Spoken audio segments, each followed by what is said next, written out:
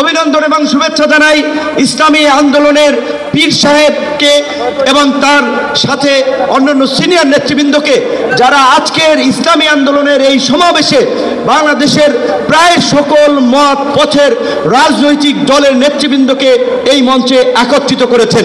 এবং আজকের এই সমাবেশ অত্যন্ত সময়োপযোগী এবং কার্যকর বিষয়ের উপরে ভিত্তি করে নির্ধারণ করা হয়েছে। আপনারা জানেন, বাংলাদেশের 24-এর গণ অভ্যুত্থান পরবর্তী রাষ্ট্র সংস্কারের যে জন আকাঙ্ক্ষা তৈরি হয়েছে, শাসনতান্ত্রিক ব্যবস্থার পরিবর্তনের যে রাজনৈতিক এবং জন আকাঙ্ক্ষা তৈরি হয়েছে, সেই আনুপাতিক হারে নির্বাচনের দাবিতে আজকে বোধহয় কয়েকটি দল ব্যতীত সব দলই কিন্তু এই মঞ্চে ইতিমধ্যে হাজির হয়ে এই সংখ্যানুপাতিক নির্বাচনের পক্ষে তাদের দলীয় সমর্থন ব্যক্ত করেছে।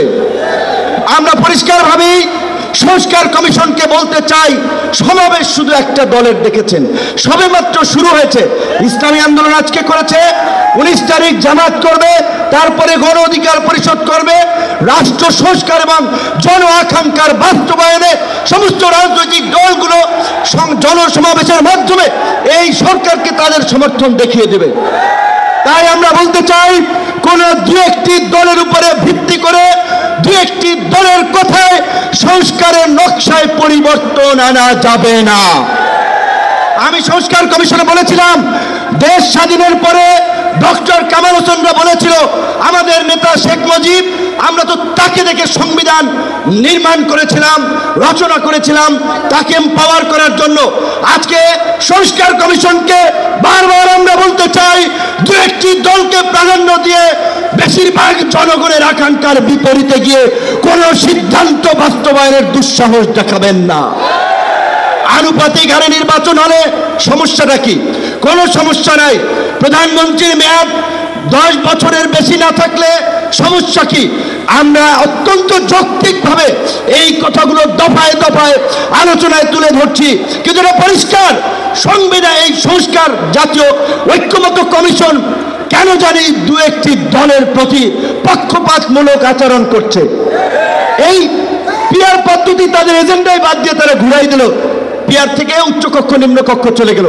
উচ্চকক্ষ নিম্নকক্ষ হবে নাকি সমগ্র নির্বাচন পিয়ারের ভিত্তিতে হবে, সেটি রাজনৈতিকভাবে আগে ঐক্যমতে পৌঁছাতে হবে।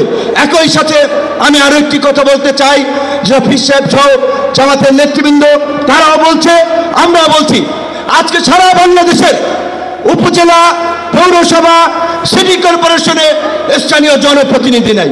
জনগণ চরম দুর্ভোগের শিকার হচ্ছে সেবা পেতে গিয়ে। সরকারের উন্নয়নমূলক কর্মকাণ্ড ব্যাহত হচ্ছে এবং 50 বছরের যে অভিজ্ঞতা, নির্বাচনের পরে রাজনৈতিক দলগুলো এমপিরা মিলে, মন্ত্রীরা মিলে কেন্দ্র দখল করে তাদের নেতাদেরকে পুলিশ প্রশাসনকে দিয়ে জেতায়।